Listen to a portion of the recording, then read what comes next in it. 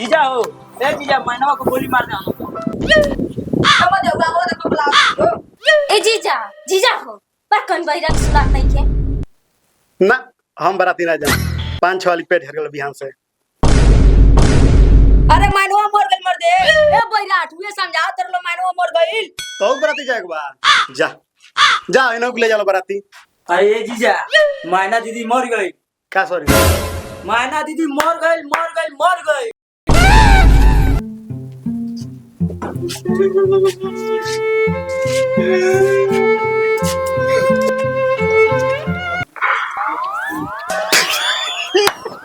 मर गई ठीक भइल हम चुनाव लड़ब।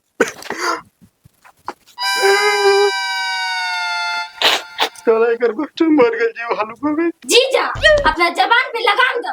अच्छा हम लड़ी चुनाव बाकी कर बहुत तब से मोछर हरान कइलो रो ए मुरिया हमारे तारा माछी मछर लौकता नेता धोखे लबाइन त माछी मारता नहीं। मर गए तो मर गई हम चुनाव लड़ब जा तैयारी कर चुनाव के। अरे बाप रे बाप हमार बहन मर गई आए के चुनाव का टेंशन बापा कि हमार के छाती के बाती साइकिल सिंह जिंदाबाद माची साहब जिंदाबाद साइकिल सिंह जिंदाबाद माची साहब जिंदाबाद साइकिल सिंह जिंदाबाद माची साहब जिंदाबाद माची साहब जिंदाबाद जीत रहा है जीतेगा माची साहब हारेगा। काट 500 दोनों कुल के 50-50 रुपया काट के ना काटी सब 500 का नोटिए बा। चलो फुक कर रही मो सजिल काम चलाओ पा। साइकिल सिंह जिंदाबाद माची साहब जिंदाबाद जिंदाबाद माची साहब जिंदाबाद साइकिल सिंह जिंदाबाद माची साहब जिंदाबाद साइकिल सिंह जिंदाबाद। अगर ये सब मानवा का गौरी मार देले वोट मांगे हमसे जान ये सब भाग जा मारा जी तो लोग हाल बोले वोट मांगे हां मिल गला आपका के शांति कहानी मत मार मैनो के गोली लेकिन तब तो मार देले मांग मांग वोट मांग। ऋतिकवा जोन जैसन मांगे ओके होगा मनाऊ आहे बकचोदवा गांव के मुखिया हमके बनाऊ। भाई मुखिया के सपना छोड़ दो ये तो मुखिया में ना जीतबो हां और होई बात हमार तो हम ना रम तारा साथे तेरा में हमारा साथे। हां तो अनुजवा रे हम मैंने मनी अरे मुखिया को हर एक आता है आ सुन बताओ तनी जो ओकरा के यहाँ से 10 किलो बकरा ले लिए अब बनी सब जनी 1 किलो मिल के हचोड़ के खाई जाए। अरे हम आपके समझाओ ना रोनी हो कि गोली बंदूक चला के चुनाव ना जीतल जाला। अरे जो लेके आओ मुखिया जी टोन कहतानी ए हम ना जाए मुझे को 10,000 रुपया बाकी बा और रोज मांगो ताटे। ए तो हम कौन सा लियाने के लिए बोले हैं हम तो बस इसको बुलाने के लिए बोले हैं। ठीक है चलो नारा लगाओ मुखिया जी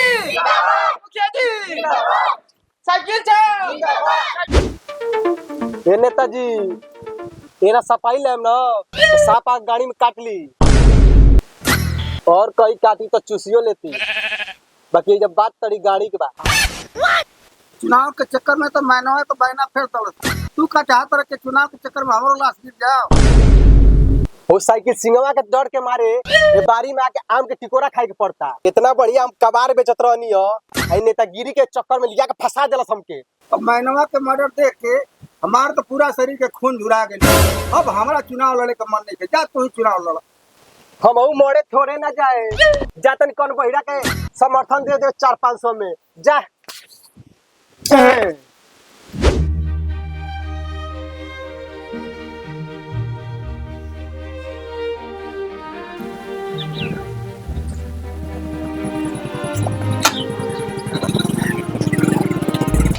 जब दम ना रहे लड़े के तो लड़े के चुनाव में उठला सोन ऐसा तो टाइम आ गइल बा कि है छाछा के लइका कुली के साथे रहत रे आइल बड़ा सऊदी से कमा के ज्यादा गर्मी हो गइल बा हई देहिए तोरा से छोट बा लेकिन उमरिए तोरा से बड़ बारे बुढ़िया चाक सारे जो दुफटी आम का चाट लेके आऊ चाट के काम चलावे के। जब गुलशन गद्दारे गांव में आ गइल बने तो तुमको चुनाव जितले से कोनो ना रोक पाई सरवा हमार जूझ नेता बनबो भाई के त गाने फट गई तू नेता बन चलल बा। हां त ठीक है बा चली प्रचार हो जाओ चली चली गुलशन गद्दार जिंदाबाद बैगन छाप जिंदाबाद बैगन छाप जिंदाबाद बैगन छाप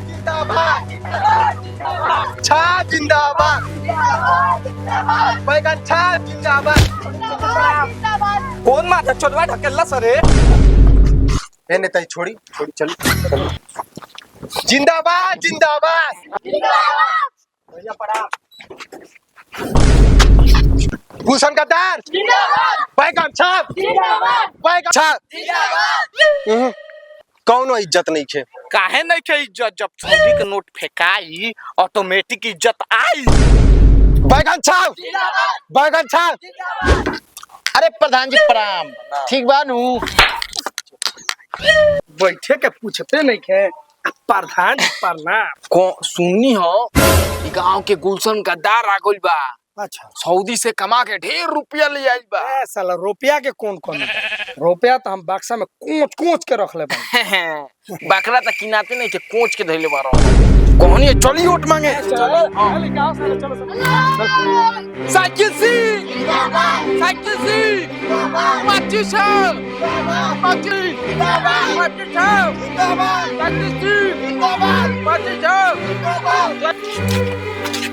ए चाची निकलू आपके बेटा आइल बा हाँ निकलू निकलू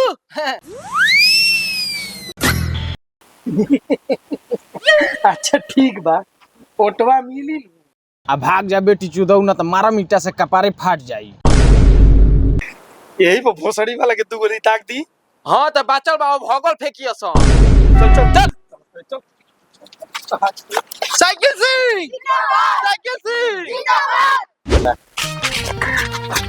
नहीं बेटी चुदवा है नेता जी का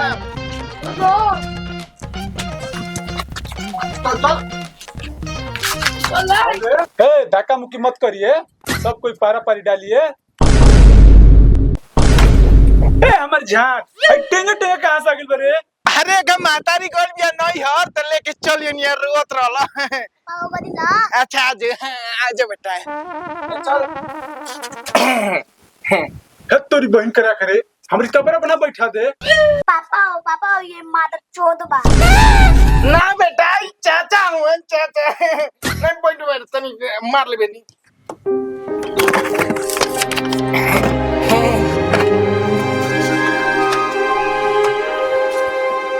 ई साहब हाफे पैंट पे आ गई हो काहे ना उघारे आ गई साक सारा बनाए करिए आई पहले तुम्हारा भाग जैसे भाग जल्दी से चलो भाग सारा भाग जैसे ए साहब गेम में डाले के बाकी ओट मारे के मारे जा निकल गोप गोप ऐसा बड़ा लच्चा लगा हमारे फिर बित्ता भर लेके आगल का रे हां हम अपने पापा के जगह टोट मारे आई बनी अबे निया भाग जैसे चल भाग ए बाबू आराम से सबके महीने तो भी बुझाता रहा हमारे पास एगो बंदूक 2 गोली बा ए बाबू तारा लगे बा हम रोज फायरिंग करे नहीं ठीक ना नहीं खे पता तो पूरा विधानसभा में जाके पता कल साइकिल सिंह के बारे में ए नेताजी है ने आओ ए आराम से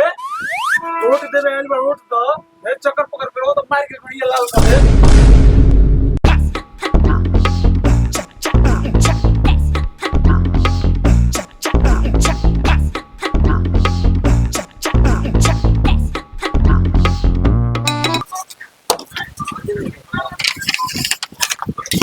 आराम से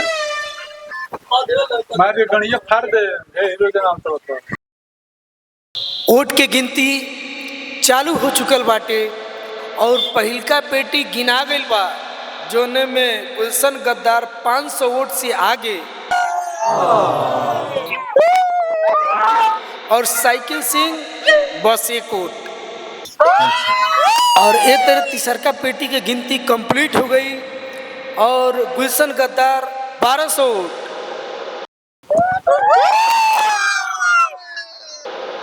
साइकिल सिंह बस 1 वोट सारा पेटी कंप्लीट होने के बाद गुलशन गद्दार के 1276 वोट से विजयी घोषित कर दिया गई। जहाँ तक हमारे जन बाने साइकिल सिंह बस उनके 1 वोट मिलल बा यानी खाली उन्हें 1 के।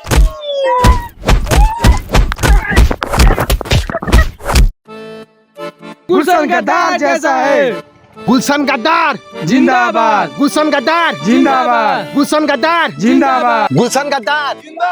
गुलशन गद्दार गुलशन गद्दार गुलशन गद्दार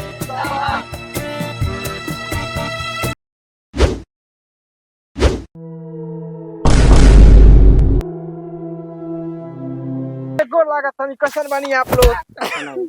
फिर शुरू से बोल तो हेलो सलाम नमस्ते कैसन बानी आप लोग तो आप लोग को वीडियो हमनी के अच्छा लागल होके तो खूब सारा प्यार दी और ढेर सारा शेयर करी हाँ हो